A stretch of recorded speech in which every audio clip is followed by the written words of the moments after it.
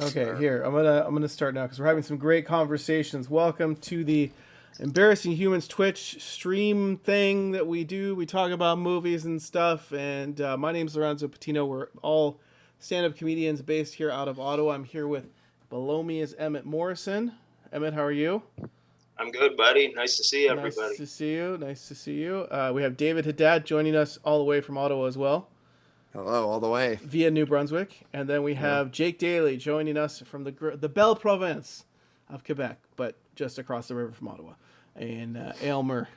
So welcome. We will be talking today, as I'm sure we'll be talking about a lot of other things, about the 1998 film Baseketball, and we have been hyping this up because David's cousin, Jordan Fournier, was going to join us all the way from the craziest place in the world, New Brunswick, with his take on this movie. However, Jordan has fallen seriously ill with what can only be described as explosive diarrhea from eating bad shellfish. Now, I just want to clarify: this is the gentleman who, a few episodes ago, it was disclosed that he drank not just a sip of piss, but a full canister of piss. And yet, the bad shellfish is the thing that does him in. Maybe he should have chased the oyster with some piss. Exactly. That's the problem.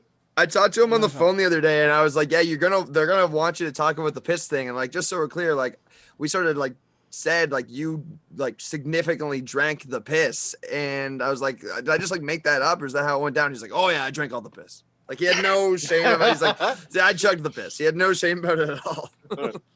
real. But yeah, he ate a bad oyster. And And in true Good Jordan piss. fashion, he lifted it up to his face like, "This is a bad oyster," and then ate it. that's exactly what. Yeah, that's what he told me. He kind of knew. He called the shot, and it made him sick.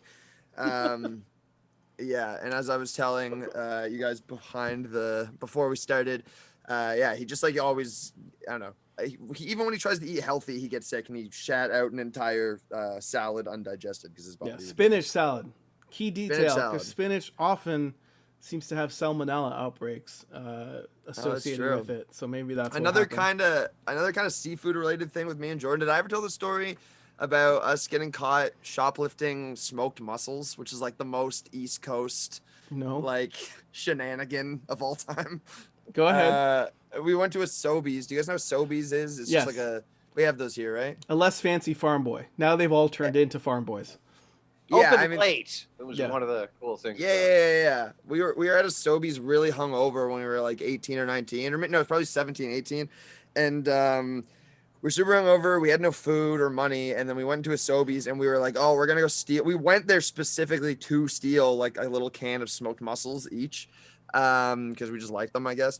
And there was like this guy who looked exactly like Larry the Cable Guy who started like following us through the Sobeys. And we kind of noticed after we'd already stolen these and put them in our pockets, and then we were outside, and he kind of like chased us down and was like, "Gentlemen," and we like threw our fucking things between like a pillar of mulch or whatever that they kind of sometimes keep outside of those. Anyway, the guy brought us into the Sobeys and banned us for life, or not for life, for a year, sorry, 1 year. And then also while he was trying to like, because here's the thing. Oh, here's the part of the story I kind of forgot when I started it that kind of just makes me seem like a bad guy.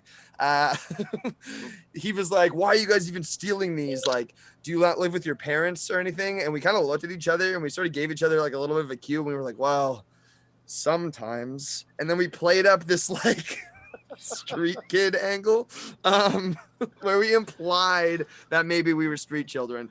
Street and then urchins, if you will. yeah. 18-year-old street urchins.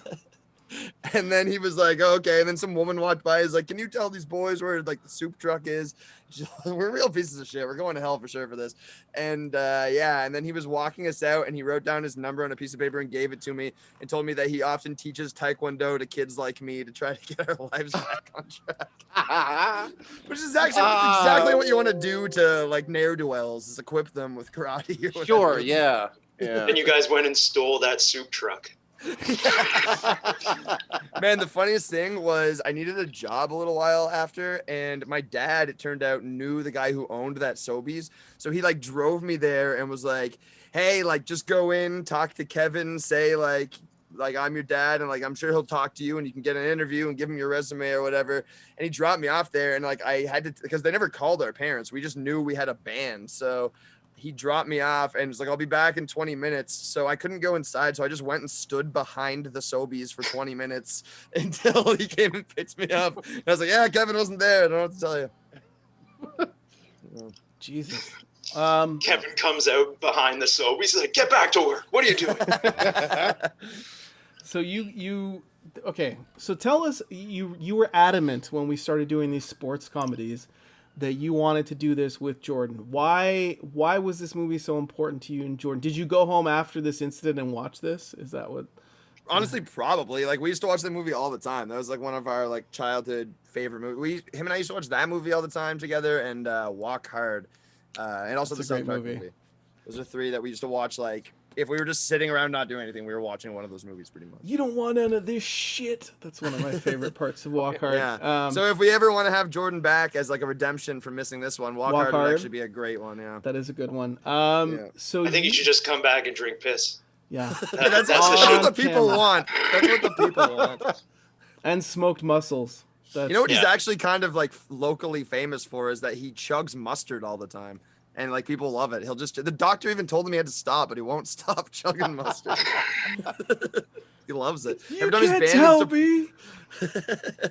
Yeah, anytime his band needs to promote something, they just take a video of him chugging mustard and then just like promote whatever. It's like leaving Las Vegas. He's like, "Don't ever tell me to stop."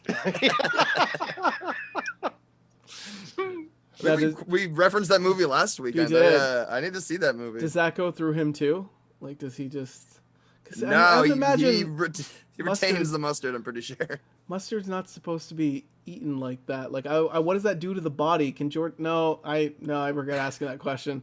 But again, like, he's got bad like cholesterol and stuff, like, since he was a kid, and like his doctor was just like, hey, this like part is really high. Like, are you doing anything like excessive? And he had to be like, yeah, I mean, I do consume a lot of mustard. I kind of chug mustard. And he's like, yeah, you gotta stop doing that. I medically advise you. Yeah, but he still doesn't.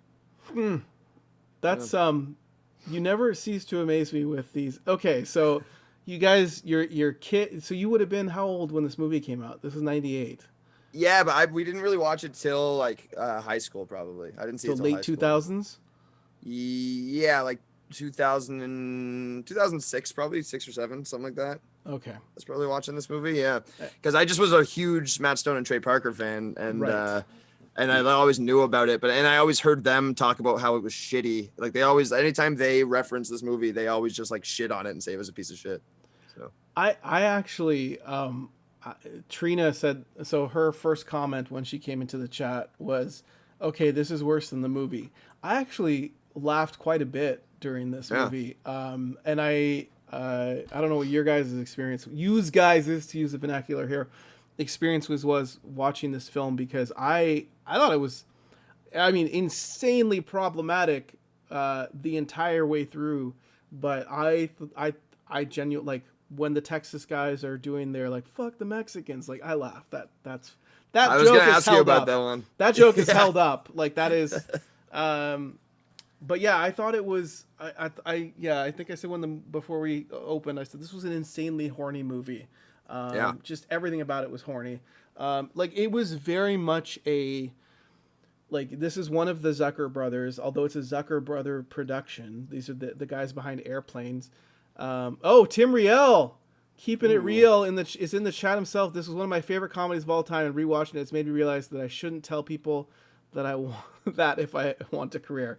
Yeah, it's one of those films where it's like, don't advertise that you like it, because people will maybe draw adverse inferences from it, because but still, I thought there was some great stuff, like that whole opening montage about sports celebration, and then the teams moving around, like the, like, that's pretty great, and like just like satirizing like the over commercialization of like sports and shit like that. Like, But I thought that was like stadiums, right? Like preparation.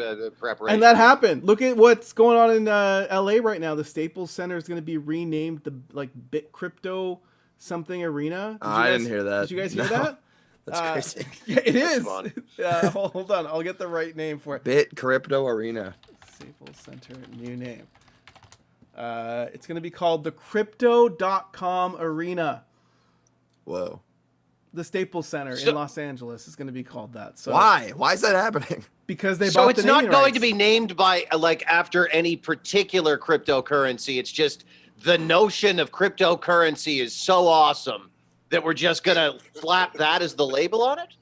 So like, there's no sponsor or anything. It's just I think it's cryptocurrency. it's a website. Yeah. Crypto, Oh, it is. it's Okay, yeah. Crypto.com. So it's a trading website. I guess so. I'm not going to Right. go there because I don't want to get whatever happens when I go on that website on my computer. But yeah, Okay. as Tim says in the chat, the Jazz moved to Utah where they don't allow music. That's great. But yeah. Oh Yeah. yeah. Yeah. What were you gonna say, I love David? that joke.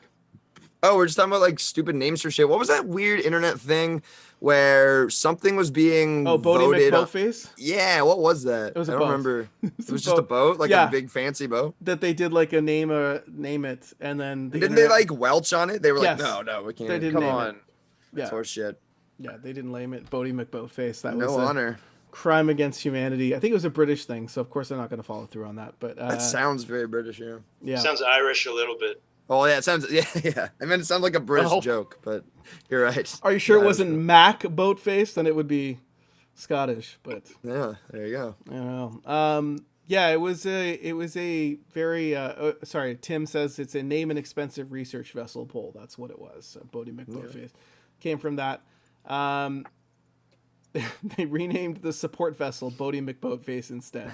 So there you go. Thank you, Tim, for clarifying. It's yeah, so many things about the movie. The way it started out, I thought was hilarious. That like this random, like essentially backyard game became the thing people rallied Yeah. around. Which David Zucker actually like invented. Like they, not that it's like an amazing game or anything, but he Yeah. made that up, and that's what they made the movie about. Yeah, yeah, I saw that, and it's like only like someone pre-established in Hollywood could make like, hey, by the way, I want to make a movie, and like, but the thing I'm confused about, and maybe you guys know this, because this is right when South Park was like becoming a thing, Yeah.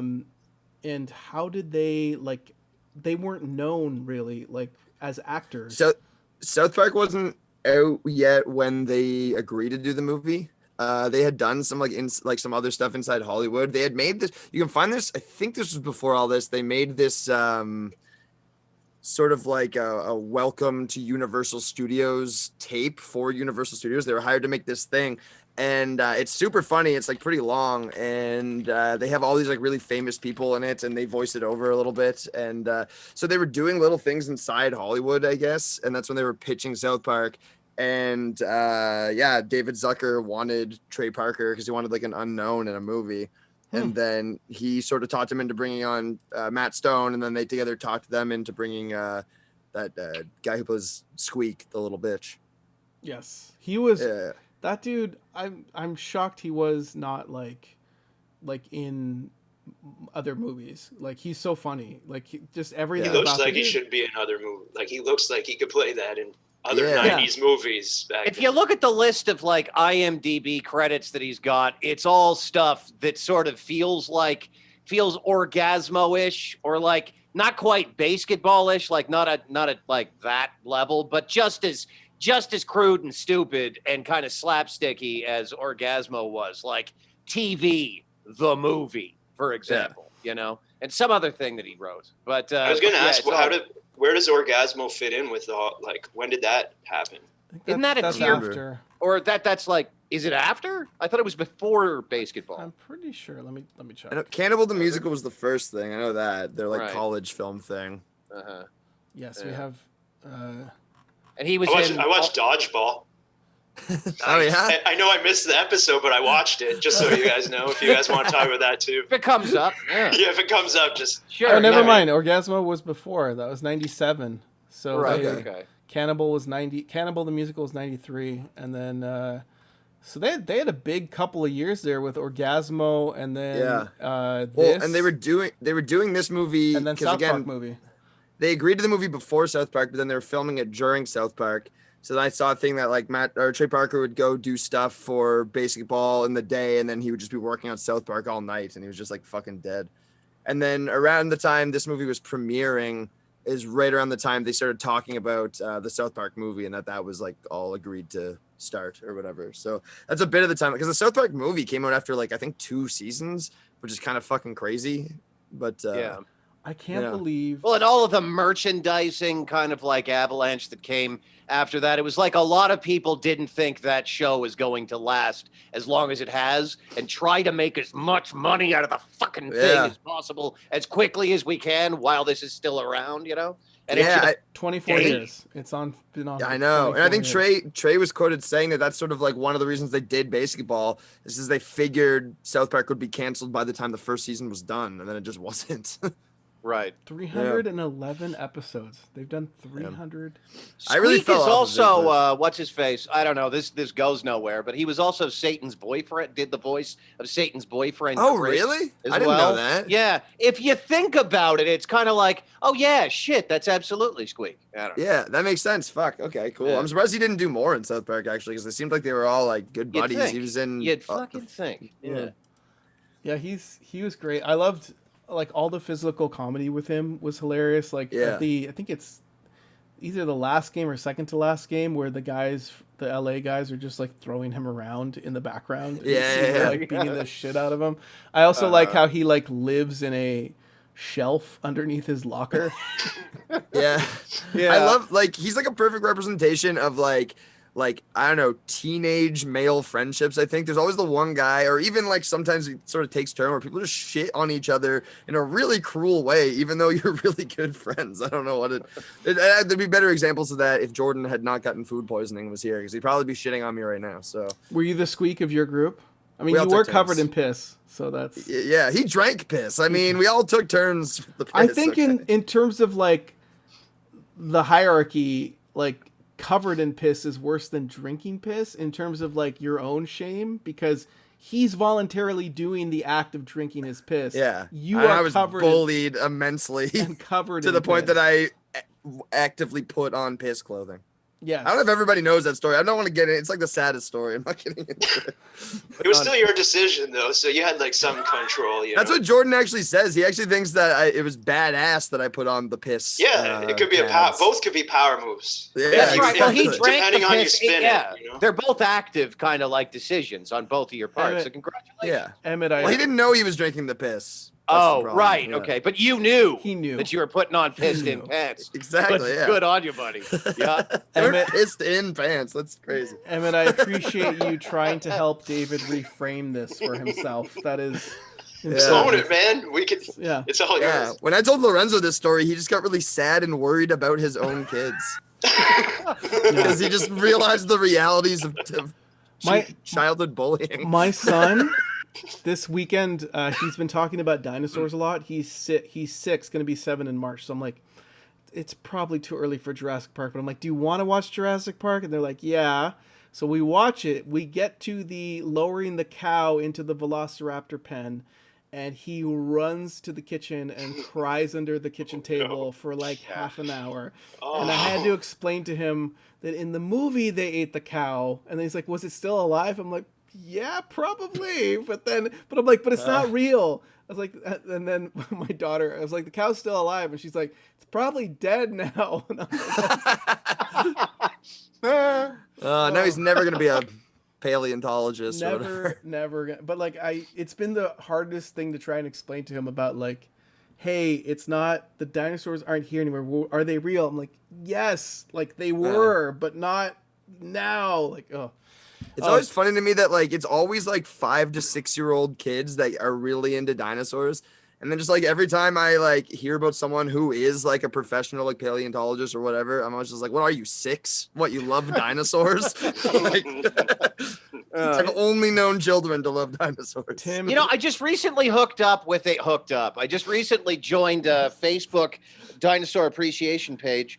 And, hell yeah. and yeah, I do sometimes wonder about the median age of the people getting involved in like the content on that page. But one what's thing your that I was favorite interested in, dinosaur? one thing that I was interested in though that I thought was really neat was that they're still discovering new dinosaurs. Like I kind of What? thought that would have cut off at a particular point, but no, baby. Like there's all kind and dinosaurs that are kind of like one upping like the size of the dinosaurs that we knew about before, kind of thing. like Whoa. the Gigantosaurus. Kind of like the Jurassic Park movies. There's always a Just bigger like the dinosaur every time. Yeah, baby. Yeah, I think that was where Yeah. I first learned about the Spinosaurus, which was Okay. just deadlier than the Tyrannosaurus Rex. Anyway, it's a great Facebook group to get involved with, Well, guys. All Yeah, those maybe I will. movies, like all those movies are scary, and like even though like I thought like explaining to them it's a movie, it's not real, it's just cartoons and puppets, and it's like nope. But then we watched the Tobey Maguire Spider-Man on Friday night, the first one, and they loved it. My daughter especially loved it. And then we watched the second one yesterday, and I'm like, I couldn't find a good version of it, so I torrented it, and it was like an extended version I had never seen before. And I was like, this movie's so good. Like, I love the second one with Alfred Molina. Second one's awesome. Yeah. But I I haven't was seen it in a really long time. I want to rewatch that with all that shit that's coming out with yes, whatever. that's what I'm doing.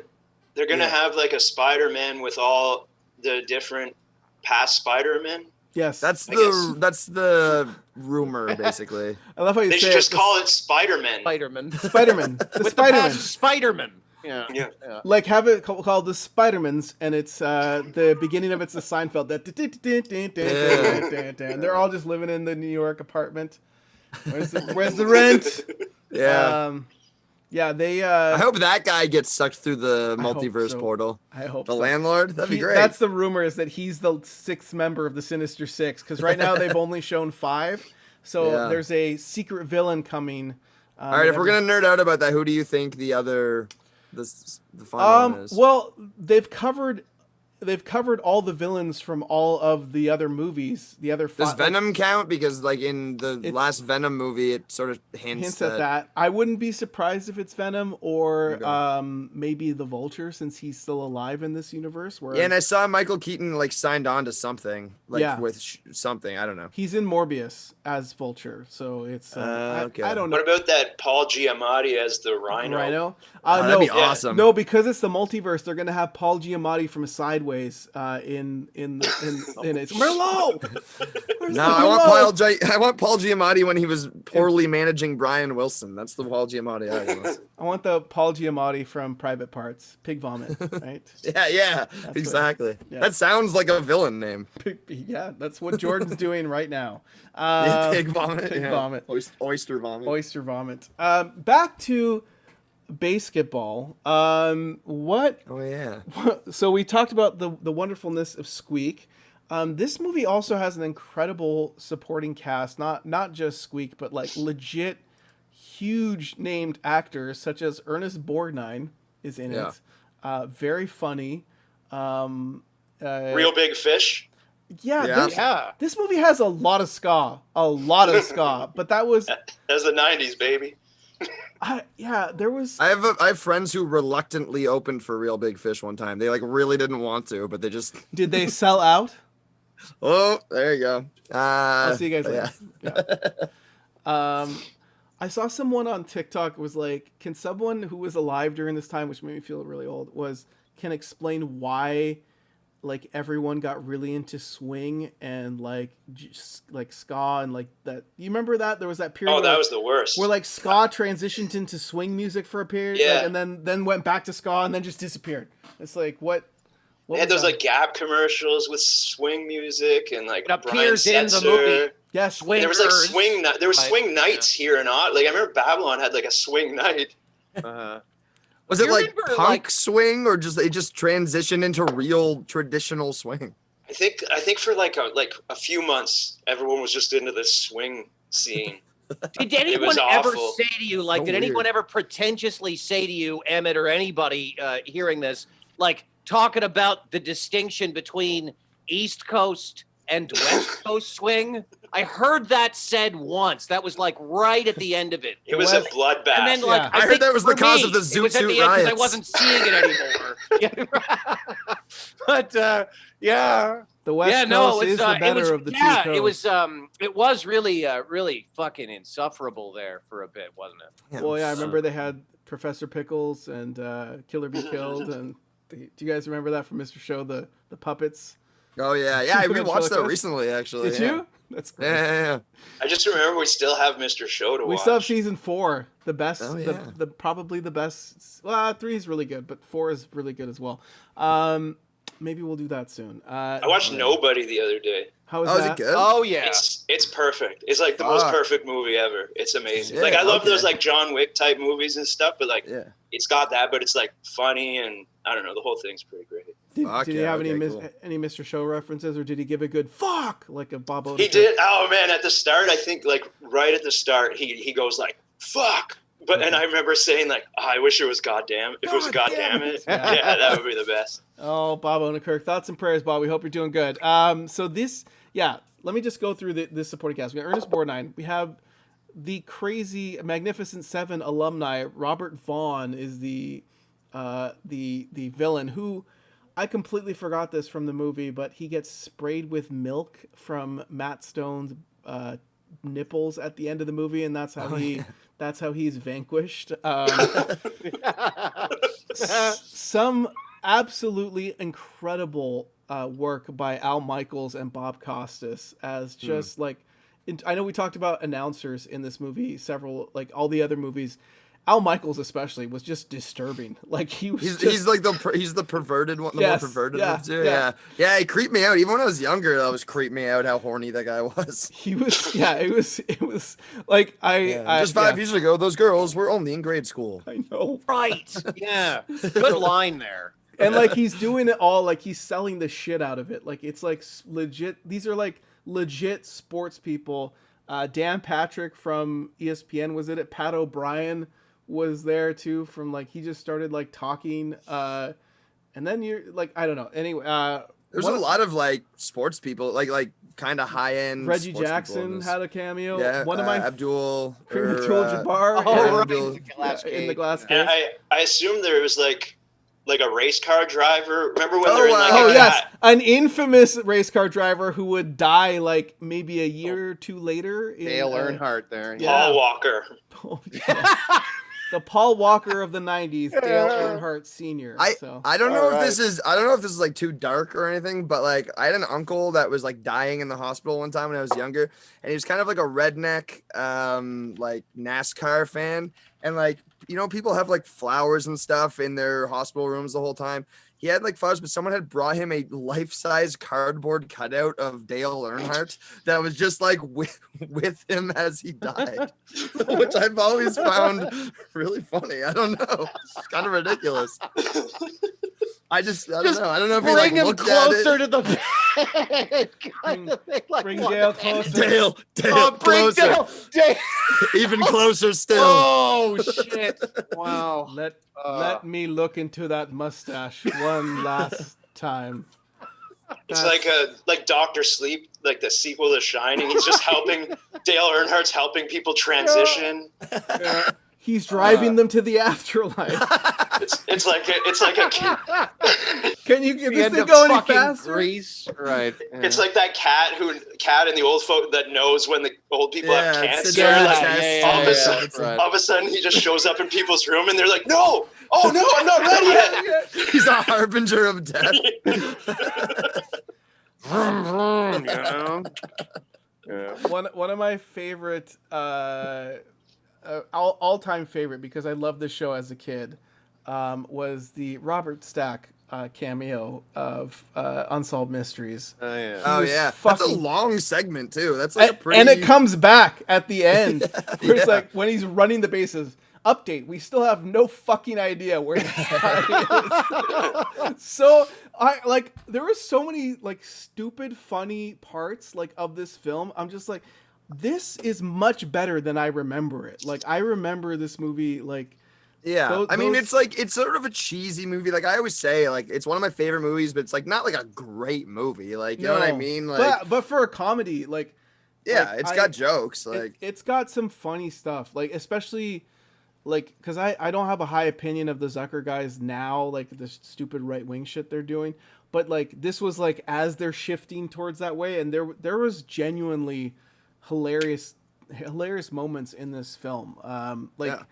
There's also just random stuff too with that, like is it Trey Parker's doing with the like just like Oh, dude, that's like my favorite part of the movie. Like me and Jordan, like we just do that all the time. with the video. He's like he's going to watch the game on like someone taped it for him, Yeah. and someone taped over it with like a roadkill show, which Yeah, was just like it's the best. oh. And then when Dale Earnhardt is driving Yeah, later, he he hits hits one. like a raccoon. It bounces off the because they all just hit the windshield and roll over. Roadkill, caught roadkill, live, caught as Tim says. Yes. It's so good. Yeah, I love like that's sort of the thing, right? Like this movie, I only ever sought it out because I love Matt Stone and Trey Parker, and then like it's really cool that they're kind of, from what I read, they were sort of able to do their own thing a little bit. Like they didn't write it; they helped. They were asked to help, maybe do rewrites, and then they were asked to be in it. Yeah, and I think they did punch up some things, but they would just sort of tell David Zucker ideas they had, and he would let them do like a lot of stuff. So you can tell it's like their personality. Like this movie is the introduction of the invention of the word derp.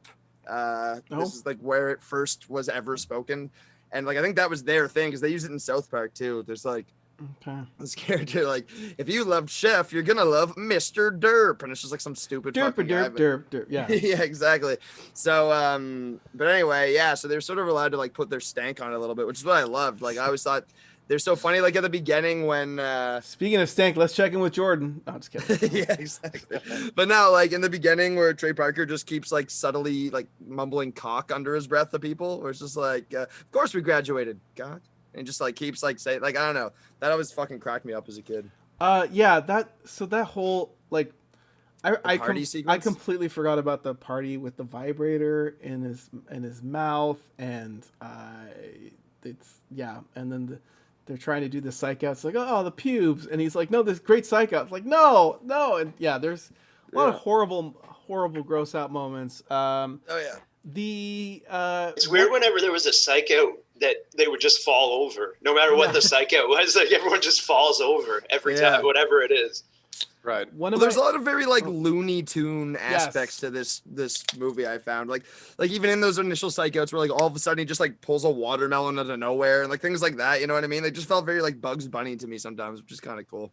Very cartoony.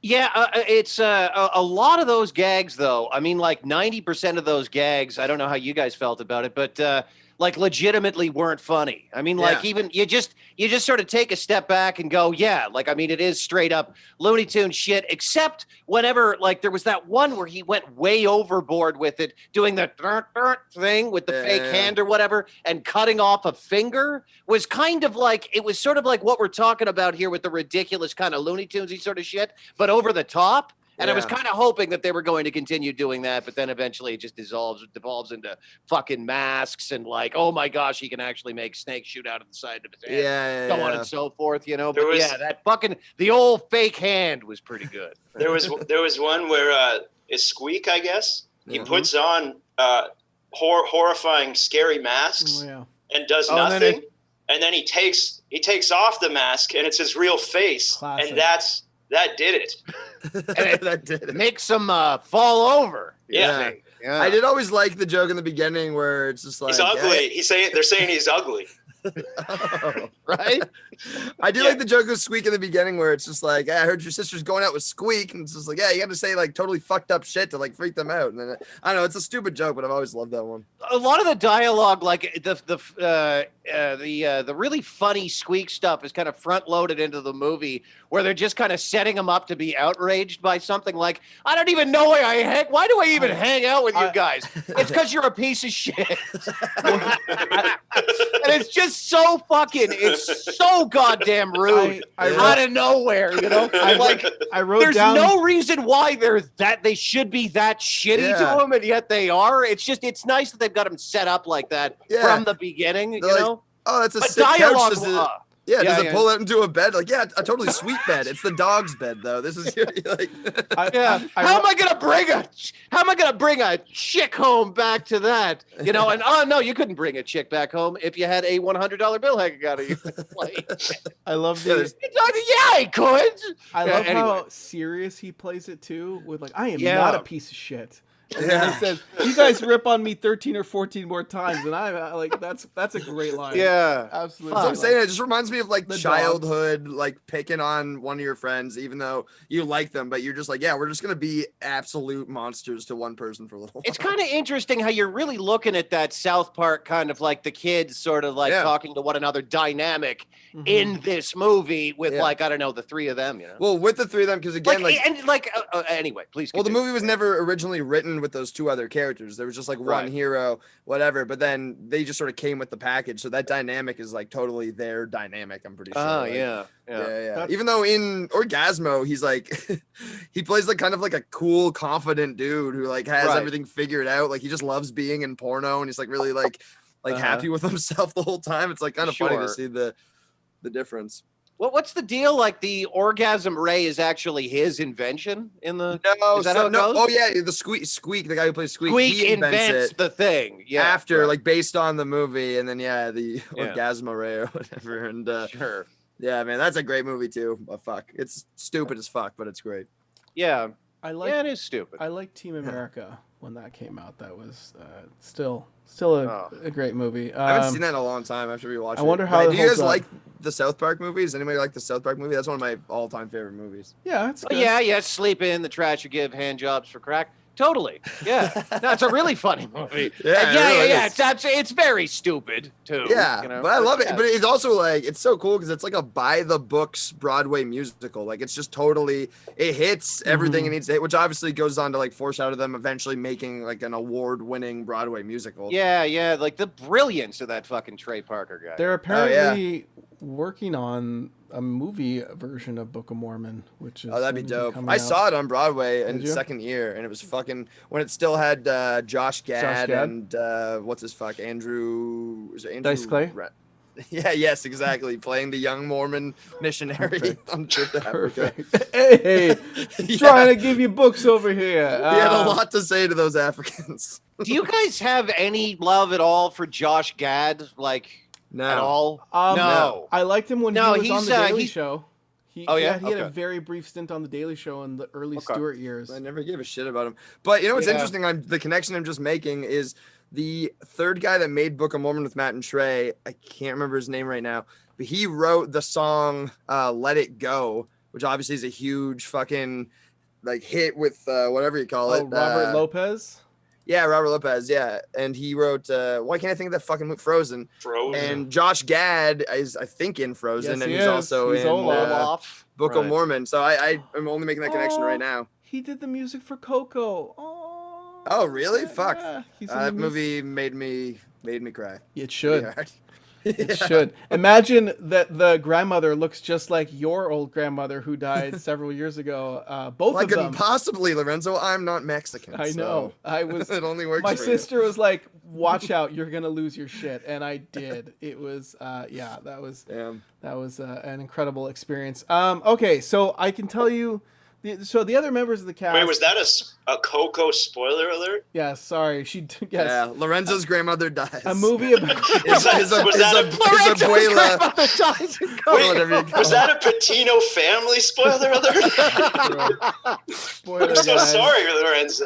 My grandmothers have both passed. I'm just glad I heard it from you guys. I'm glad. Yeah. Hey, Embarrassing Humans exclusive. My grandmother passed away 6 years ago.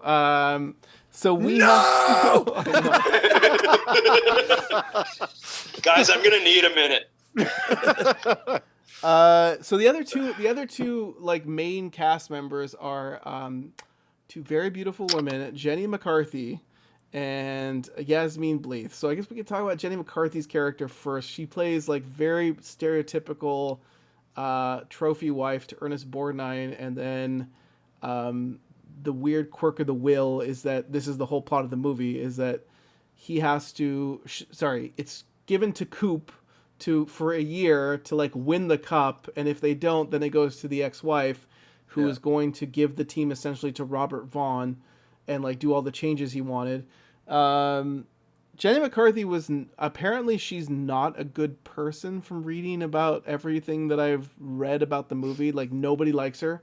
Like in the film, she's incredibly beautiful. I thought she had a pretty shitty role in the. Shitty She role? really did. It was a shitty role, but also I thought it was kind of funny because it's like, if you catch my meaning, and then it's just her doing the always things. the exact literal thing. Yeah. All right. I mean, funny enough, especially when she's like buffing the floors and it's like, I can't do this shit, and just walks away. That's it's also just innuendo that no one has ever used. It's not like those are common things people say. Yeah, I was gonna ask, what is the chrome off the trailer hitch? Yeah, what's I guess the people actual... have said, no, people have said that, like, that seems like a very He can suck the chrome off of a... Yeah, usually it's people have said that? Yeah. I've heard it. American relatives, I've heard it from. Yeah, I've never heard. Tim's confirming from one American relative. Yeah, who was like, he sort of sounded like he was proud that he knew about the expression, like it made him kind of worldly a little bit. You know, I used to work with a guy.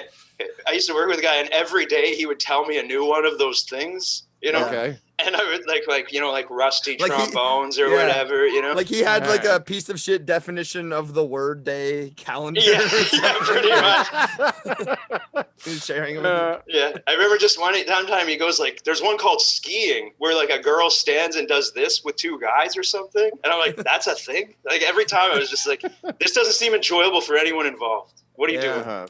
Yeah, those two guys probably enjoyed it, but yeah. That guy probably just like I did when I was a kid, just discovered Urban Dictionary and just found a million amazing terms. The one I always remember is called it's either glurping or glorping. I can't remember which. But it's when you fart in the bubble or you fart in the tub and suck up the bubbles. Is apparently I learned it on Urban Dictionary. It's not my fault. Okay. Is this a sex act? No, it's just like a thing you can do for fun. It's just really fun. Glorping, I can't remember. Glorping or glorping. Like how you're like, it's not my fault. I learned it online. It's not my fault. I'm corrupted by the internet. Oh my god. So then imagine if I was just looking at Urban Dictionary. I'm like, David, I bet he is. You're scoundrel. The other female lead is Yasmin Bleeth, who I think I really thought you were looking up glorping. But no, I'm not. Let's talk about the movie, I guess. She's I think best known for Baywatch, but I don't think she really did anything else after. Yeah, I looked her up. She had like nothing. Yeah. She's I thought she was funny, like her stuff, especially with the gigantic penis line. She's like, right. Dude, it's so funny. I forgot about the part where like they show the dick, and at the time it's probably the only way you could show a dick, where it's just all middle shaft. All shaft. Yeah. but it's so long, and it's just the one shot through the legs or whatever it is, where you just see them for a second. Well, you see him turn around real fast, and it just goes flying across the screen. Oh yeah. and when he slams the papers down, they both go. Yeah. That part was funny. The kid was hilarious. The kid. I think one of the highlights of the movie was that kid. When he's like, you see from the make. Oh, we say that we see health challenged or survival impaired, which I thought was fucking great. That's a great line. But they have. So he's like a sick kid. What were the fucked up things he said he wanted to do? Like, what's your wish? And he's like, he wanted to kill an endangered species. Yeah. I can't remember the rest. And he delivers it so earnestly. To do these horrible things. I also love that there's just a scene with like an 8-year-old boy just getting wasted on tequila. Like, I didn't know you could do that in a movie. And then they're like, why does he smell like Christian Slater? And then another one when he's on the operating table, it's like, why does this an 8-year-old smell like Robert Downey Jr.? Like, it was just so many of these like moments that very much of the time. Ernest Borgnine dancing to Too Sexy. That was unfortunate. What is 14? I also love in the funeral when Matt Stone, whose character is such like an idiot the whole time, like he's just extra dumb. He just comes in with one of those like big like wreaths from like winning a horse race or whatever. I love that. I just wrote this line down from one of the newscasters reporting the death of Ernest Borgnine. So 14 dead and 3 injured. And in sad news, right. Oh, that reminds me. Partying in Houston. Yeah. No. One of my other favorite lines from the movie is when they lose the championship in the beginning, and then it's just like asking him how he feels. It's like, well, Actually, should probably be around some friends and feeling pretty vulnerable now. They're like, it certainly seems to be raining shit on Joe Cooper. That's right. It's like one of my favorite. That's another very quoted line in the life of me and Jordan. There's so many great moments like that where it's like those moments I think save the movie from like the stupid slapstick stuff of like the fake outs that really were not like that funny. Like but those lines like that. Tim's quoting one. It took all of us working together to lose this one. It's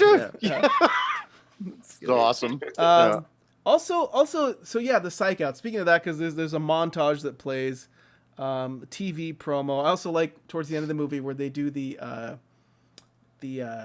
like playoff, like 9 months of the playoffs, and now we're in the finals, and it's like they're all like exhausted. The Cubans. The dealers. So my favorite psych out related thing, which is another thing I quote in my life all the time, is the Steve Perry psych out. Like just saying Steve Perry to psych the person out. Yeah. Like we do that to each other all the time when we're playing pool or video games or whatever. Steve Perry. Just try to fuck the person up. Yeah, Steve Perry. You just have to say it right when they do the thing. And it's it's always been hilarious. So Trina says it was boring and I missed out on seeing movie peeing. Well, you saw a movie Shaft if you watched the. I think she said she saw 2 dicks in Hall Pass earlier, I guess. I think that's what she's referencing. Oh, yeah, right. Is there dicks in Hall Pass? I don't remember that. When Owen Wilson is, he's lying in a hot tub, and there are 2 dudes, I think, who are naked and, like, trying to help him out from opposite sides of the hot tub, and the guy standing next to him has... it's like it's a big ding dong versus a small ding dong kind of joke, and he wants to be next to the guy with the smaller ding dong, you understand? The guy next to him has he's got a bigger ding dong, folks. Yeah. It'll make his look bigger, I guess, if he's next to a small guy. Yeah. Exactly. Well, I think it's see, his own ding dong isn't coming into the equation at all. He's just really uncomfortable by the big. Oh, the other guy makes his. Oh, okay. So if he shifts his, around, he's closer to the smaller ding dong. Well, Trina, sounds like you made a great choice watching that film. It's all. We were talking about Walk Hard earlier. There's a pretty funny dick scene in Walk Hard where I think his dad comes to tell him that his mom's dead and he's in like a hotel room where he's been like partying with people. And then the guy just walks into the shot looking shocked at the news, but is just totally naked with his dick out. I think that's Walk Hard, right? Probably. I think so. I think I remember the scene you're talking about. Yeah. All good dick scenes out there. So forgetting Sarah Marshall. Sorry, I'll let you carry on. There's a lot of problematic racial humor in this movie, such as all of the team names, such as the Cuban dealers, the San Francisco Ferries, the Texan guys who yell "fuck the Mexicans." Is the business being called Oriental Massage? Yeah, problematic. I think that might be as well. Okay, all right. This is a very airplane line, but I have this written down. Coop, what's a vagina? That's a very airplane like. Yeah. No, it's vagina. What's a vagina? That's right. The other horrible wish was Chelsea Clinton. Well, Bill Clinton might be doable, but not. Yeah. Right. Let's see. Kid taking shots, Mr. There are South Park references in it with the whole. I think he does Mr. What's his name? He does Mr. Garrison, and he does Cartman at one point. That's right. Yeah. I like this is also an airplane joke, but I like this joke a lot. They're all wearing the huge overly sized yellow ribbons for the kid, and they're panning through the crowd, and there's this guy staring straight at the camera who's got no shirt on and just has it pinned to his chest with like blood coming You know what's crazy is this is the first time I ever noticed that in like the million times I've seen this movie. I just like zoned out on that for some reason. It was that struck me as really fucking funny this time. There's also so here's another part of this movie. Oh yeah, Tim quotes, "What a terrible thing to happen on Dozen Egg Night." My favorite part about that too is when like Matt Stone was getting Trey to do the happy dance. He's like, "No, I don't want to do the happy dance." He's like, "Come on, just do it." And with the song, and he's singing it, and he's like immediately starting to get happy. He like a smile comes to his face instantly, and he just gets pelted with eggs. Right. And wait, Ernest Borgnine. Yeah, and it's also so dramatic too. He's like, oh, like it's like yeah. The ahs are like a big part of this movie for me. I love that shit. I love how when he doesn't make the shot after they all go drinking, the Lord must really have it in for that little boy. And Al Michaels line. Also, we have I think one of the first representations of a trans woman in this film, but not in a very respectful way. Although it's like pretty problematic. Yeah, look at this. What was it? It just brought me back to Ace Ventura. Yes. The reaction. It's very similar, just puking over a trans. The sweetest Adam's apple. I think I can smell her perfume. Oh, jeez. Yes. Vomit. Yeah. Oh, not good. Take that. He does end up with her in the end, though. He does. And she's like lifting him up, right? Yeah. Because like, she's so huge. Because she's, right. Yes. She's a dude. Yeah. I'm just looking through my other. Even though it is like a horrible joke, I did sort of laugh when he's like, yeah, check out that girl. And Matt Stone just immediately, with no pause, is like, that's a dude. Just like so quickly. And like, I know it's a shitty joke, but the way he says it makes me laugh. Yeah. Was that Real Big Fish doing Take on Me? Was that them in the okay? So yeah. Also, I like how this movie features the film or the song Scatman, which I think we all collectively as he's starting to sell out or whatever. Yes, and he goes like full Rodman with the hair and everything. Let's see. Oh yeah, so one of the things I saw in the trivia was that line of like was like act in a Hollywood movie. Are you a sellout? And then they both kind of like glance at the camera like real quick, like because I think they were afraid they'd get that perception. So funny, like that they had all these fears and what South Park ended up becoming. Like it's like cultural. I don't think you can argue. Like it's still funny. I haven't watched it in a long time, but it's funny. I played the first video game. Both the video games are really awesome. Yeah, well, the first one was like if you play Skyrim and then like love Skyrim and then go play the South Park one, which is essentially a parody of Skyrim. So fucking great. Like it was so funny. And then the second one's a superhero one. And it's really fun. Right. Yeah. I need to check the fractured butthole. The fractured butthole. Yeah. What was the first one? Stick of Truth is the first one. That's right. The Stick of Truth. Was the second one RPG-ish as well? They're both they're both RPGs. Yeah. Cool. Though they sort of like increase the gameplay in the second one. Like it's a little more. The strategy of it is a little more complex, I guess, compared to the first one. Yeah. Not to turn it into like video game chat or whatever, but I really liked Stick a lot, and I liked the turn-based thing where you could just sort of sit there, consider what you were going to do next. Yeah, I like that stuff. Early 90s. I had a really hard time in that game getting past the anal probe level where the alien is fucking you with these like massive dildo. Like the second with the big black dildo, it took me like. I didn't even beat it. I was playing it. A lot of people have issues taking the big black dildo on, but you gotta just buckle down. Dude, I couldn't beat that fucking level, and then like I was trying for like an hour, and then my friend came over and just beat it immediately for me for some reason. So I was like, some people can handle it better. Yeah, exactly.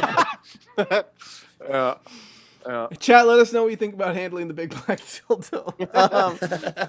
So yeah, and then the movie ends in a predictable, they win it all, and Jenny McCarthy has a moment of realization that Robert her Vaughn, growth is kind of horseshit. She's just like when she first meets the Baxter Kane dude, she looks at him with disgust immediately, and in the next scene she's immediately on board with everything he has to say, does all these weird innuendo things, and at the very end suddenly goes, you know what? I can't stand you, with like no like no signs of growth. It just like on a whim kind of. She just sees him like on a phone and was like, "Oh wait, it's not a good movie." No, exactly. Yeah, I guess with the like squirting the villain with his milk, like there's like we got to wrap this stuff up somehow. Just like hurry up. Yeah. I remembered that happening far more often in the movie than it did. Like, I thought that particular psych out came up twice, but I guess there's really just the one comeback to it. It's just such a stupid joke. Yeah. Like, having it happen twice is just, it just felt to me like it happened. They're like, this will be the thing everyone talks about. Yeah, God. The nipple milk. Right. And it's like a got milk. Yeah. Hey, I guess that was like, remember? I guess a funny joke in the time, maybe. I don't know. Fuck. Well, when did everyone like watch it previously last? Like, I guess we all watched it recently for this, but before that, I probably watched it like 2 years ago. You've watched it a lot of times. I think this is my second time since probably around. I've seen it a bunch. Oh fuck! I just remembered. I almost died watching this movie one time. There we go. All right. No, it's not. It's not. Oh, of course you did. No, it's not really that big of a story. I think I just choked on like a tortilla chip alone in my basement, and I remember I was alone in my basement. It was like either rice or a tortilla. I think it was rice. I don't remember.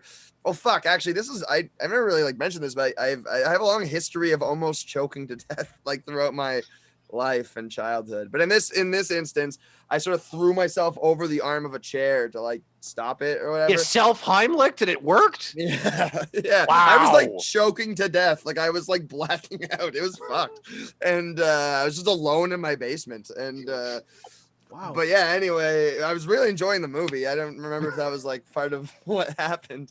But when I was a little kid, like I choked on like lifesavers, hunks of meat, spaghetti, marshmallows. I had a Lucky Rock. And I Did you choke on the Lucky Rock? You ate the rock? Yeah, when I was like David? 4 or something.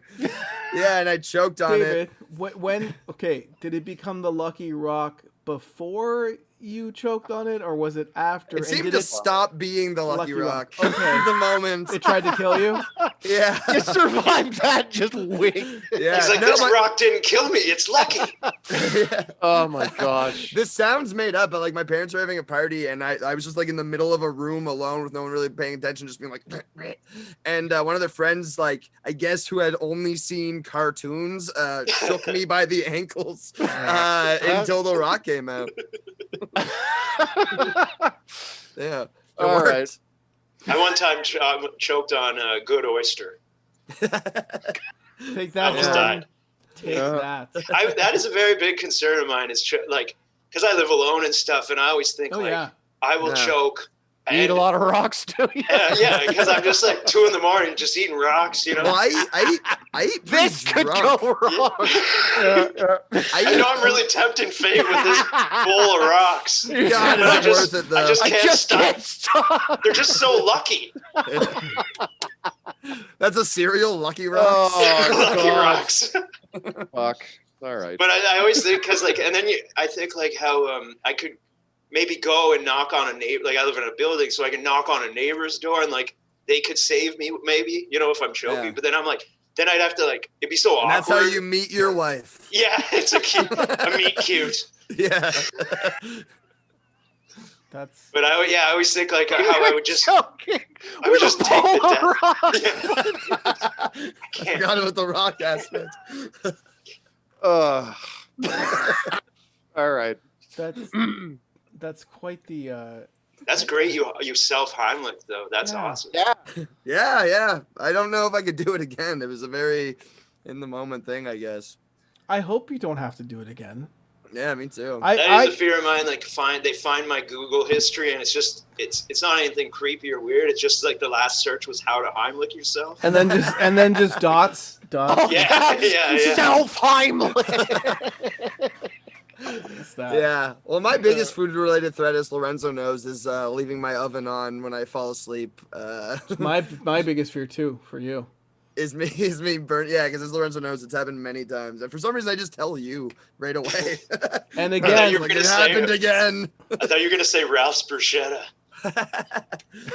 No, well, one time at one of the O Craps, I saw Lorenzo like a couple nights later, and because I was like blackout drunk, like I spilled a beer all over a pool table. I was like fucking hammered. That was the night that Andrew had the multicolored throw And you up puked in the sink. Yeah. Because I pretended to be Mark Hatfield and was screaming at everyone and throwing candy at everyone. So I had these cheap lollipops that I was just like aggressively throwing at people. And of course everyone started eating them. And then so when Andrew threw up in the bar sink, it was multicolored. Because of the that. O-Craps is the night you'll see everyone you know the drunkest you've ever seen them. It's awesome.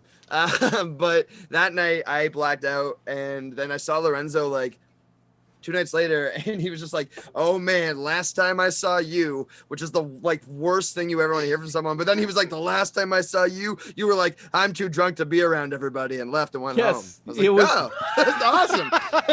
Well, because I think we all this was at the James Street pub in the basement. Yeah. And so there's like a shawarma place across the street. So I think a bunch of us went to go get shawarma across the street, and then like I remember David just like looked at me and is like, "Well, I have to go now," and like just walked away. And I was like, "Okay." And, like, did he get home? And then I went and bought a bunch of like frozen food, like in a blackout. And I guess I must have fallen because I had like so many like scrapes on my palms when I woke up. So I must have fallen like a million times. And then I went home, turned on the oven, took out all the frozen food, and then just went to bed. I didn't put it in the oven. Thank God. But that has happened too. I fell asleep with the pizza in the oven one time. My landlord had to like break into my house and was like screaming, and me and my roommate were both just so passed out that we just didn't wake up to anything at all. And then I like messaged him in the morning. I was like, "Oh, sorry, I saw you were calling." And he was just like, I was like, "I was asleep." And he was like, "You were home?" Like I was in your house screaming. Like, why did nobody wake up? Like, and yeah, he had to. My roommate bought a deep fryer, and my brother and I got back there like really late one night, put in some fries. My brother had nothing to do with this. I put in some fries very well, go back to my bedroom, pass out. And my roommate comes in to my bedroom screaming in the morning with a plate of burnt French fries, going, "You want some fucking fries?" And I can't remember what happened the night before, and like I come to like that, and I'm fucking hungover to shit. And the thing that my head did, it was just that my instinct was he threw them down and then went out to fucking deal with like the aftermath of leaving a deep fryer on all night. And like, and I'm lying there with the plate next to my face, and I reach out and I eat one of the fries, and it tasted like fucking ashes and gasoline. It was so God, bad. Anyway, yeah, that's. I have a very probably my first leaving the oven on story from before I even lived down here was my band played some show at a college at Mount A College in Sackville, New Brunswick, and we were opening for this band, the Tom Fun Orchestra, who I'm pretty sure is like a legitimate band. I didn't know them, but like, and we were like a stoner rock band. I don't think it was really the right fit, but I had lost my voice from just being sick or something. For some reason, back then, I always thought, I was like, okay, well, I'm losing my voice and I have a show, so I'm going to drink like a bunch of Jägermeister. Like that was always my remedy for some reason, because somebody told me it had like herbs in it and it was like, it's good for your voice. I was like, okay. And so I drank like a pint of Jägermeister and did this show and sucked. And then I went home and made I made a tray of chicken fingers. My bass player had driven me home. And he's like, "I'm going to bed." And he like stayed at my place. And he's like, "I'm going to bed." I was like, "Okay, cool. I'm just going to make these chicken fingers and go watch TV." And I just passed out on the couch while making the chicken fingers. And he woke up and like ran down and pulled them out. And I just woke up to a tray in front of me. He left it on the table in front of me while I was sleeping with like a note that said, "You fucking idiots." I like So how it's basically the same thing. And it's the instinct, like your first instinct in seeing it, you're hungover, you need you need that grease. You're kind of like, how bad could it possibly be? Oh my God. Yeah. Well, I'm paying for them anyway. Fuck. Yeah. I didn't eat mine, to be fair. I woke up once with my guitar on the stove that was on. So it was just, I passed out and I don't know what happened. And I woke up and my guitar was just like on the stove. Like I was cooking my guitar. Like, what? Is he going to check right now if he left his guitar on? Oh shit, that's awesome! Wow. Damn. Oh, you significantly burned it. Like it. Yeah, I don't know what I was trying to do or what. Was that Like, recently? obviously- Because I feel like I saw that guitar before and it wasn't burned. But is that just my imagination? It's probably in the last year for sure. Okay, that's awesome. Was this because of comedy? Jesus. Did comedy do this? I mean, no, just me. I mean, you can relate my stupid stuff with comedy at some point, I'm sure. But I see. Does it play? I see Trina asked if the guitar's fucked. Does it play all right or? you know what? It kind of does because Stacy fixed it actually. She's good at guitars, so she put it cool. together. It plays a little, but not well. Okay. It's a little. It was just a practice one. I actually runs I a little bought hot? it cheap anyways. Runs a little yes, hot? it runs a little hot. I was trying some Jimi Hendrix thing probably on my stove. You should tell people. God But like it's one of those things where you go like so many times you think of like times you maybe would have just burnt your whole building down. Yeah. Like it's so like what an Sure. idiot. Yeah. I'm so, like everyone would be so mad at me. You know, I don't even care about losing my stuff or anything. Just like people would be so like just furious. Yeah. And it's just like, yeah, why did that happen? You're like, oh, I was at Swizzles tonight, so I And got that's wasted. going to be the explanation forever for a thing you're going to have to talk about all the time. Yeah. God. Yeah. I drank too much. I was forced Sambuca all night, and then I burned my home down. And everyone else's home too. I found Yes. out the unit For the 8th goddamn time this week. the condo like unit I live in. There's I think 6 of them, like 6 structures in this little area, and the one I live in apparently burnt down like in like the early 2000s and was rebuilt. So I live in like the newer ones of the other ones because this one burnt down. So I'm like, but I'm like, statistically that means I'm okay, right? Because it already burnt down once. Like it's like, what You are can the see chances? a difference in them. Like you can see yours. I've kinda never looks a been. little different. I've never been in. I noticed there's a difference in the windows, but not like that's it. Like the way the windows are set up. But I don't know. By the way, do you have a Christmas tree up? I do. Yes, I put my tree up with my kids last Oh, Sunday. that's awesome. So there you go. I love Christmas. I have a lot of time now that I've quit comedy. No, I'm just kidding. I don't know if I've quit yet, but Wait, you too? yeah, no, I don't know. We'll see how I feel after tomorrow. But what am I gonna say? Okay, the movie Baseketball. I thought it was like generally as a whole it holds up pretty well. Like the humor, I'd say, way better than Major League. I actually thought I laughed. Did you more. say it's a better baseball movie than Major League? No, like a better comedy than Major League. Okay. Trina just says no. Trina, you didn't finish the film. You just walked away from it because you said you didn't like it. So you missed some great stuff. It's one of my favorite movies about basketball. Yes, for sure. Yeah, I enjoyed it. I enjoyed the film as a whole. You asked when the last time we watched it. I think I saw this in theaters when it came out, and then because I would have been 17, maybe 16, something like that when it came out. So I was allowed to go see movies like. I think I even drove to go see it. And then Is it rated R? Did you yeah, say that the other it's day? rated Yeah. R. And then I went to go, and then I remember seeing it in DVD in college, like in the early 2000s, and like then I don't think I'd seen it since then. So like almost 20 years since I watched this movie. So okay, Trina says I missed the dick part. I was around for most. Okay, all right. Well, you missed out. But yeah, I thought it held up pretty well. Did you guys? The comedy's problematic, but I would expect nothing less from the South Park guys. Like even now, if you gave them a movie to make, I'm sure they would be making something. Yeah, though they didn't make this movie Right. exactly. You know what I mean? They had like a little bit of a stamp on it, but I don't know. Like, because again, they're pretty open to bashing this all the time. I think they even make fun of it in an episode Yeah, in the Passion of the Jew episode of South Park, where they go to get their money back from Mel Gibson for hating the movie, they reference this like, yeah, I've never won my money back this bad since the time we saw Baseketball or something like that. You know what I mean? Like, and they've been interviews like shit all over it and stuff like that because they just did it because it was David Zucker, you know, and they were just like, yeah, like we love David Zucker, so we're gonna take this opportunity. And I don't know, I think it was better with them than it would have been with just like some other random like Hollywood, like because again, it was just going to be one main character. So like if they had just gotten like some pretty boy or something, you know what I mean? Like it probably would have been even because like they can at least sort of carry the jokes and put their own kind of voice on it, I think, which is like, again, that's all I really liked about this movie when I was younger was like, I just wanted as much like Matt Stone and Trey Parker as I could possibly get. And this was just them like being really funny to me. So I loved it. Jake, what were you going to say?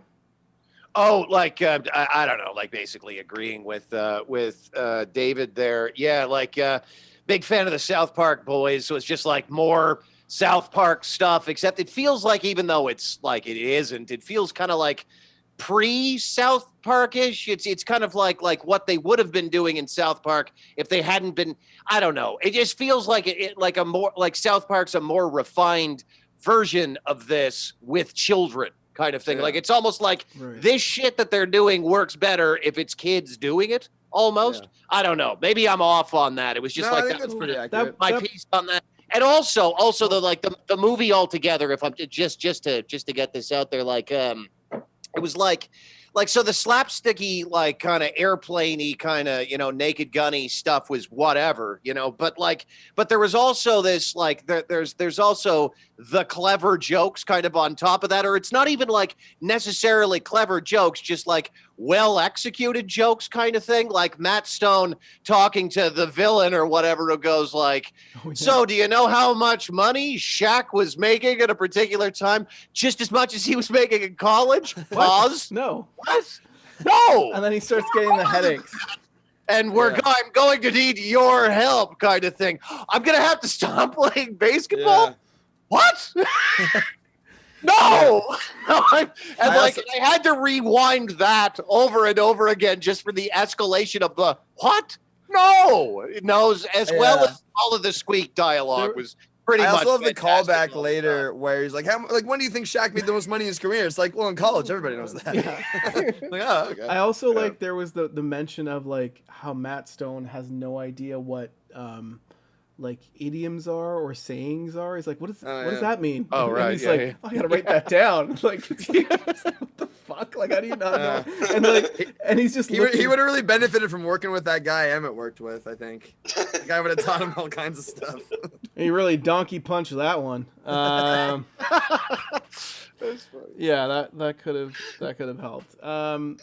So Trina just wants to clarify. It's not what I'm saying that I saw enough of the film to have an opinion. Okay, Trina, we get it. You didn't like it. Sorry.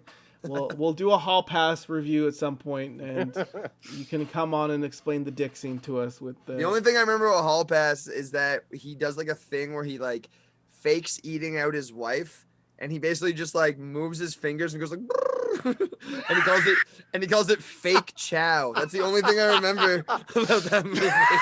It's a pretty funny joke. Who's in that? It's Owen Wilson and who? Sudeikis. I think it's Sudeikis who does the fake chow thing. Yeah. He's also got like a peripheral vision thing with looking at women, I think, in that movie. Okay, yeah. Whatever. I only remember the fake chow. I remember that being like, I remember there being something funny to that. Oh, Stephen Merchant. That's a Farrelly Brothers movie? Okay. Oh, whoa, that's cool. That's I feel like I thought I was looking up Farrelly Brothers movies recently. I don't remember seeing that one. Christina Applegate and Jenna Fisher. That's right. Those were the two. And then I remember it being pretty funny. I had some good moments. Yeah, Stephen Merchant is pretty funny in it. Derek Waters is in it. Okay. Ooh, Alexandra Daddario's in it. She's a looker. Yeah, that's okay. Official. We're gonna watch Hall Pass. Yeah, Trina, you sold us with the dick scene. We'll watch it. She says fake chow. She calls it. That's fake chow. Fake chow. Yeah. Would you guys? Is this something you would recommend someone rewatch or watch if they had never seen this before? Is this a movie? I already know what David's answer is, but yes. Well, it just depends on the person. Like I wouldn't like a Trina Wilson type. Would you recommend it? Yeah, you can either recommend Hall Pass or Baseketball. Yeah, I don't know. Like again, like I know that it's not necessarily like a good movie, and like so you kind of gotta like want to be on board. So like if I knew someone was like a big South Park fan and had never seen this, I'd be like, oh yeah, watch it. Like if you like Matt and Trey, watch it. Or like even if people liked like Zucker stuff like Airplane and shit, like I think it has enough of that. It's not exactly the same vibe as those movies, but like it's definitely got that kind of like level of humor a lot of the time. So I would recommend it to someone like that, but just like a random person that I didn't really know what they're into, I wouldn't be like, man, you gotta see Baseketball. Like I would just never... a stranger what you walk by on the street. Yeah, exactly. Yeah, I was just yelling about Baseketball to everybody. Trina says, well, I wasn't gonna say it, but fuck you, Lorenzo. Okay. Trina. But yeah, it was yeah. What about I guess we've answered that question. I don't know where to go from here. Is there anything else you guys want to talk about in the movie? One time I was in a relationship and my Hall Pass was Ernest Borgnine, which is ironic. Yeah. That's ironic. When did he die? I was married. And he rubbed you with ointment or whatever? Yeah, and I squirted milk on him. I don't know who knows what in this movie. He died at the age of 95.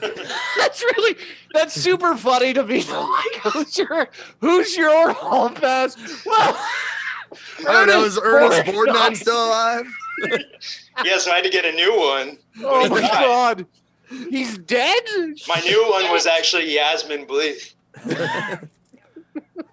But Yasmin Bleeth now. Yeah. Yeah. Fucking Ernest Borgnine. Ernest Borgnine was married to Ethel Merman. Okay. Ethel Merman. Why do I know that name? Who is that? Oh my God, those names are a handful. She was like a or a mouthful. She was like a famous like musical comedy person. I think she even had Borgnine and what was her name? Ethel Merman. Imagine they have a kid. The name it would be insane. Wait a second. Is there a comedian out there named Eugene Merman? Yes. Isn't there? Are they is related?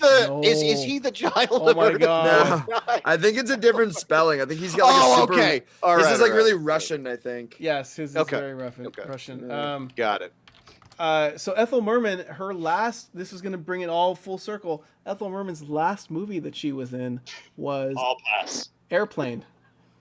Oh, Airplane. She when he's in the hospital, like from the war, and he's like, that guy thinks he's Ethel Merman, and she's like, you'll be great, you'll be someone. And like put a needle in her neck, and she falls over. I don't remember that. That's fucking funny. I have to watch that again. I've only seen it that one time. But yeah, you only saw it the one time.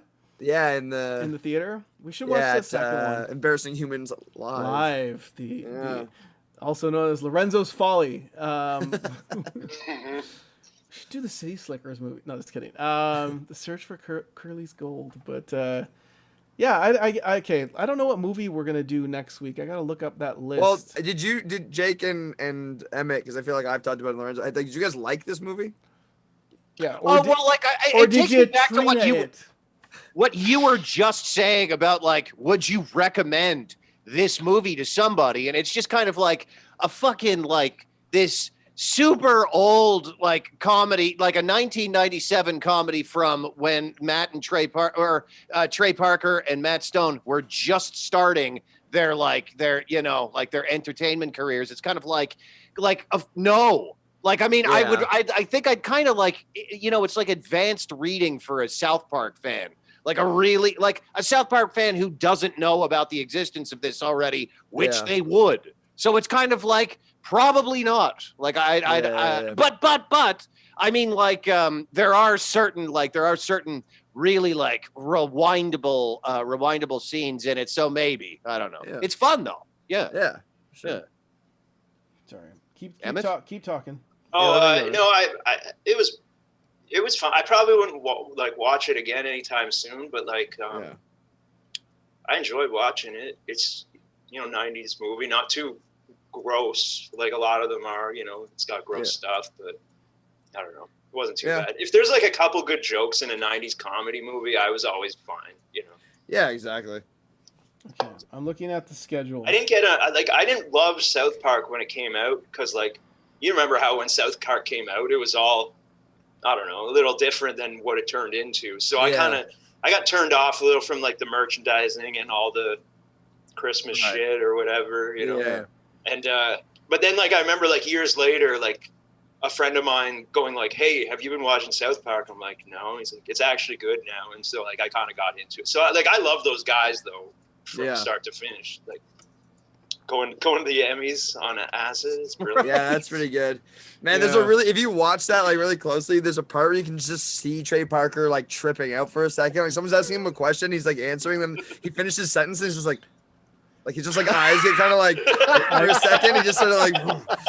That's so great. I've never heard this. Fucking funny. Oh yeah, you never heard of them going to the Emmys on acid on the red carpet? And, like everyone was mad at them because they like people care about awards and stuff. They're in dresses. They put on the dresses that J-Lo. other yeah. Can't believe you guys don't take the Emmys seriously. Yeah.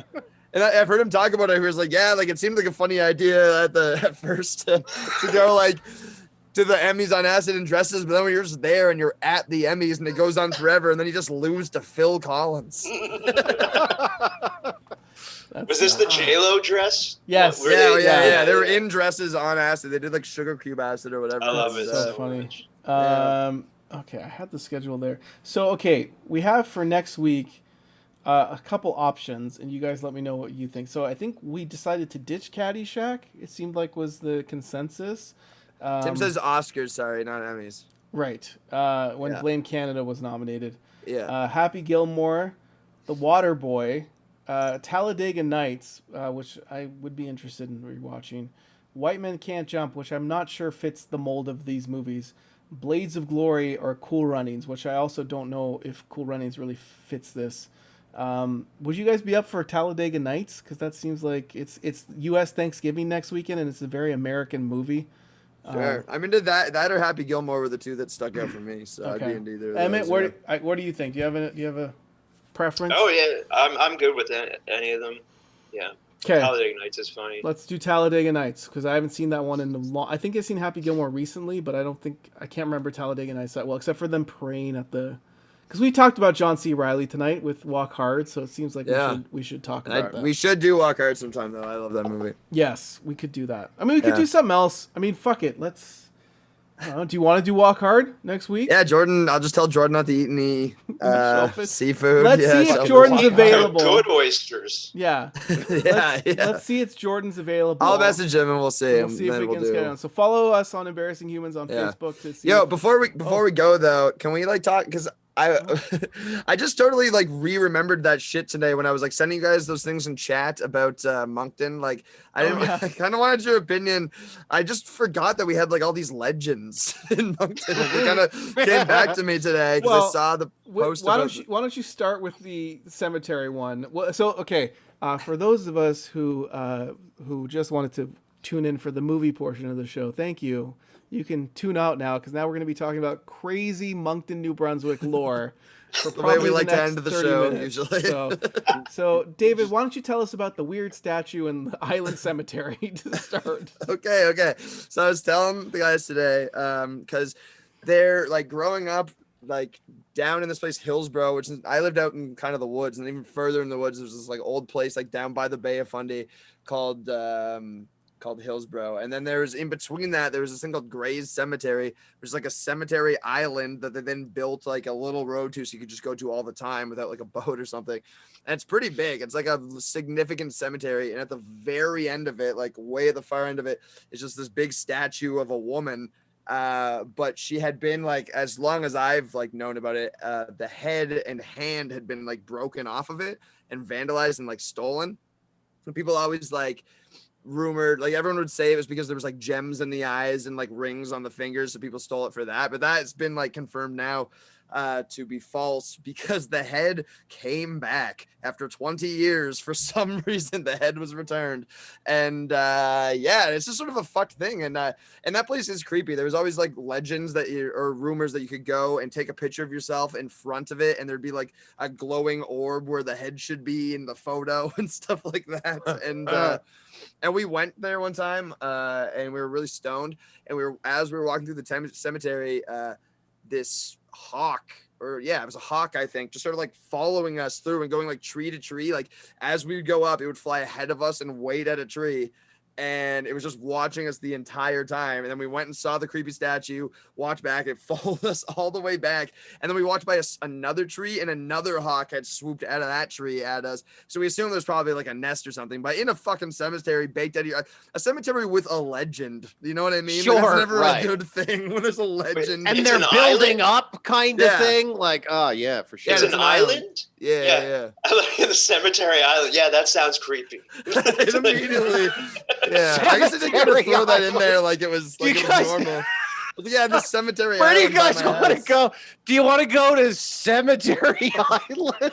It sounds No! sounds like a B horror movie that just I mean, didn't it's- try at all. Now, Like, before we decide about whether we should go to Cemetery Island or not, is it creepy or wholesome? Can I either No, go it's wild one of those creepy cemetery islands. yeah, Wait, so the head is back now? yeah. Like the head just came back. Yeah, it's been headless like my entire life of knowing about it. It said 20 years, so I don't know. I guess I was alive when they stole the head, but I didn't know about it till I was in high school. And it's just like a place to go be when you're too high to be in a cemetery with a headless statue. Fuck. But And it hawks. It Yeah. really is. It really was an island, and you'd go there at night to a fucking cemetery We with usually went- legends. Hi. It's Yes. just fuck. Like How'd you Yeah. get it's to the almost island? just. It has How's a it road. go- They built a road. Yeah, Okay. They- Yeah, I guess don't back be in the day, it probably ridiculous. didn't. Yeah. We Yeah. take a boat. Yeah, Oh my that'd be, god. that would really add a lot to that. Is just the beginning Jesus of a. Christ. I'm Yeah, we're in sorry. a cemetery. We have to use this old rickety. Okay, boats. Gray's Island. You said it's called? Yeah, Okay. Gray's Island. Okay. Gray's Island All right, cemetery. guys. Well, it's been decided we must re-steal the head. This, as embarrassing humans. Yeah. This head is creepy looking too. Here, I'll see if I can put it on Yeah. screen. It came back with somebody colored in the eyes red, which is pretty fucking creepy.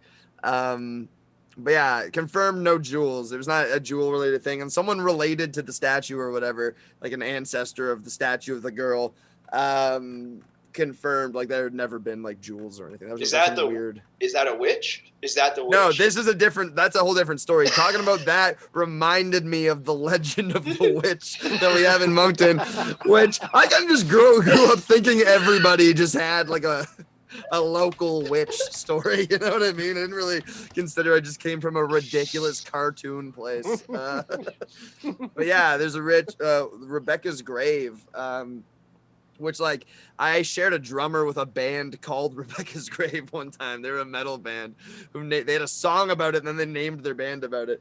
But anyway, yeah. So she was like a accused witch from the late 1800s, who I didn't really remember the legend, but I read about it today because I just remembered. And like basically, it just like a bunch of farm animals started being killed, and then they were like, "Oh, someone's probably using it for blood rituals." And then they were like, "Hey, who's that girl over there?" And then they just hung a lady because the article I sent you guys, it's like, it just says like, oh, there was like some mysterious things happening. Then what happened in between is unclear. And then they hung this girl. Like it was like this huge gap of information. And they just decided this woman is a witch. Rebecca Lutz, which is like the most, like I said to you guys, it's like a modern name for like Rebecca the witch. Is not really that. But anyway. Becky the witch. Yeah, Becky Becky witch, with yeah. the good hair witch. Yeah. And Like then it sounds like it's gonna be a fun kind of teen sort of romance-y kind of Yeah. like maybe fantasy. No, it isn't that at all. No, No, it gets worse. The probably French yokels hung and killed a also French witch, I guess, girl. Ironic. Who definitely wasn't a witch. And then they buried her face down because they didn't think she was gonna stay dead. And they wanted her to dig her way to hell if she These came people back. shouldn't be in charge of these decisions. I think. No, I don't think so. And they put a big concrete slab over too, just in case she managed to kind of spin herself over and crawl back up. Because murder might not do it. I really liked that part of it. Like the murdering part of it, that wasn't a surefire way to deal with the problem, but Yeah. it kept her in line kind of thing. Yeah. You knew where she was. I like Yeah, the yeah. way you described it. As they killed her because she was more manageable at that point. Yeah. Yeah, that's what they said. That's exactly what it was. They didn't expect her to stay dead. It was just like, okay, Right. They killed her, and they're like, all right, we got a few minutes. We'll keep an eye on this one. Yeah. Oh my gosh, so crazy. Yeah, that's my fucking. Every time I think like, I'm like, oh yeah, I probably had a stories where like I'm getting drunk at parties or something. I'm like, oh yeah, my town has legends about it. Just forgot kind of about that one. I never went. People go to it all the time. I've never been to Rebecca's grave, but it's just like on the side of a highway. It's like a slab of concrete on like what is now basically like the side of a highway. Emmett, I just noticed that you now have a building behind you from the last time I spoke to you. Oh yeah. It's crazy out there. They put that up to keep a witch at bay on the property. She's like, these property values are too much for me. Going back to New Brunswick. It's 27 stories it's going to be. Like, damn. I don't know. I mean, I live in the middle of the city, so I'll never complain about construction or anything like that. But I wish I could see the sky again. That would be nice. You got to pay for that. That's yeah. You want to see anything that reminds you you're not stuck in a box? Then you gonna? That costs you a little. I got bit more. into it with one of the construction workers the other day. Oh really? Because it's like so close, we can just talk almost, but like they were lifting a bunch of stuff up. And I just was taking pictures because it was flying past my window. It was just neat, you know? Yeah. And this construction worker, he yells at me, he goes, "Hey, why are you taking pictures?" And then I was like, "Why are you looking in my apartment? You guys, like, you pervert?" And like, I'm just screaming. And then he's like, "Ah!" I'm like, "Ah." That's awesome. I like how that just sort of ended like the way a fight between like a ref and like a baseball player goes, where they're kicking each other. Ah, fuck you. Let's go back to our lives. Oh god. Very Italian type conversation you guys had there. Yeah. Well, is there any other horrible stories of people of New Brunswick killing a small girl that you'd like to share with us? Not that I know of, really. Yeah. Here, I just want to share this just because, David, lest you think that this poor girl actually died, there's a CBC article I'm linking in the chat that says that it probably didn't happen. Oh shit! Damn. But that she and I just by the way, she probably wasn't a witch, is what they're saying. Probably. Pretty sure she wasn't a witch. This guy I'll show him. The guy that they have in the story has like the most New Brunswick haircut I've ever seen. Which is, it says local history buff and museum worker. He's not like a curator. He's just the guy who works at the museum. Yeah. That's not like a good credit, really. Like, he's a buff. Yeah, he might be the janitor. Like, we don't fucking know. He just works at the museum and has opinions about a witch. I like how he says, we don't know a ton about her because nobody knew when she was alive, but she was going to end up the subject of this generations-long story about some crazy, spooky witch, vampire, poltergeist, he said. But for me, this was a real person, an actual kid, and she likely died of a dreadful disease, tuberculosis. Upham asks anyone who plans to visit the grave to treat it gently. Well, David, clearly you and your friends have not. I've never been there. Oh, okay. Well, hey, after we steal the head, we'll go leave it there. I think the disease she had was obviously being a witch. Yes, exactly. Yes. She was spitting up the blood of the animals that she stole. That's what they were doing. I know that blood. That's my pig's blood. Do you guys not have, there's no like local legends or anything around here? Around here? Yeah, I don't know. Or like I don't know. You're from California. There's no... history started there in 1849. I don't know anything that happened before that. I do know there's a place like 45 minutes from here called Muskrat Lake, and apparently that has a lake monster. Oh, okay. Like they have their own Nessie called Mussy. You told me about that before. Yeah. Yeah, I always wanted to go and catch it. Oh my God! Do you know the specs? Like, do you know the size? It's presumably. No, I found it on Wikipedia. It actually has an entry that's like lists of lake monsters all over the world, so you can just like find I'm gonna where different lake monsters there's a are. Picture from 2010 that's a fin of some kind and like a head sticking It up. could be anything. It really could be anything. It looks like a log with a branch hanging out is what it looks like. Often that's what they're. I remember there's like a place called Lake Champlain, maybe. I don't know. I drove by it once, and I think I looked it up just because I was driving by, and they said that lake had a lake monster called Champy. But it said like in the entry or something, it said that like it's Samuel de Champlain. That's the guy, I guess. Yeah. And he like, I don't know. I think he made it up when he was like fighting indigenous people or something. I don't know. Like they just found this like. I just like the idea of him going like in the like as a distraction, going look a lake monster. The mall in Moncton is named after that guy, Champlain Mall. Probably sucks. Yeah, it does. No, I meant not the mall. I mean, maybe the mall. Him though. How is the mall? The mall's not good. It's a good enough mall. It's actually a pretty good mall. Like to get everything you need, really. Muskrat Lake is not far from here. It's in Renfrew County. It's like we could that is a realistic embarrassing humans road trip we could do. To search for Mussy. I'm in. I'm so in.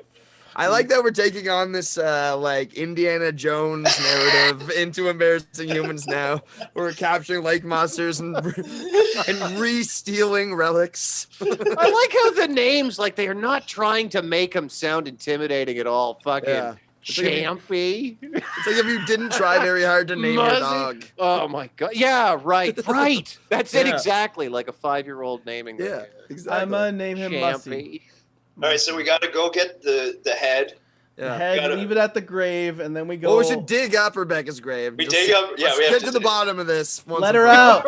Let her be free. Let her out. And we go get the lake monster, and then we watch Talladega Nights. Talladega Nights. It's been a long week of driving ahead of us. But yeah, that seems like a good place to end it.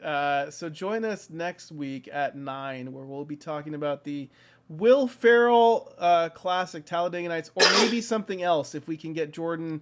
We'll do Walk Hard. Either way, you're going to be seeing John C. Reilly next week. Exactly. In a movie we're watching. And then Trina says, and then y'all can drink pee. Yes, as is custom in New Brunswick, we will all be drinking a full can of urine that's been chilled overnight. Yes. That's how you don't become a witch. You exactly. Drink yeah. Legend says it must be chilled in order to not become a witch. Other than that, do you guys have any shows coming up that you want to plug? Emma and I go into Kingston on Wednesday. Oh yeah, I'm excited about that. Yeah, Jake, will we be seeing you in the audience of any shows that Trina will take pictures of you at? Fucking no, I guess not. Maybe I don't know. Try to fucking hit a mic or something. Okay. I'll be at the show tomorrow at Live on Elgin. I'm going to that. I'm gonna go to that. Are you? Okay, great. Yeah. Well, you'll be seeing me doing some jokes I have not done since my first year of doing comedy. So that'll be What's your fun. Theme? Oh, you know it's sex. It's sex. Yeah, I did. I went for the sex theme too. Yeah, of course you did. Yeah, well, look at you. How did yours go at the thing that you did? Yours at the Dominion, David? Yeah, it was super fucking fun. Real hot room. It was like sold out, and everyone was like super into it. Oh yeah, I heard you did absolutely fantastic. Oh fuck, cool. I had a really good time. I wasn't sure how I was gonna go. I was really happy with my set. It's really funny because like everybody did really well, but not everybody managed to like stick to their theme or not swear or not make local references and stuff like that. Yeah. And it was just really funny to watch people when they realized they crossed the line and be like, fuck it, I guess, and just start doing whatever they wanted to do. Like Andrew Wamble was a really good example of that.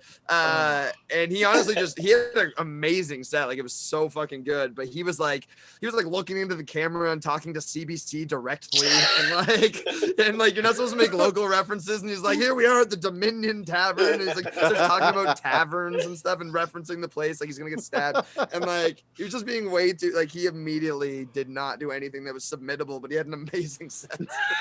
That's awesome. That's great. The most Andrew story you've ever told. I'm doing like half dating, half sex, half like it's like just basically like that all fits together. Like that theme is like a pretty good one. You can be pretty well, and like I talk sorry, go ahead.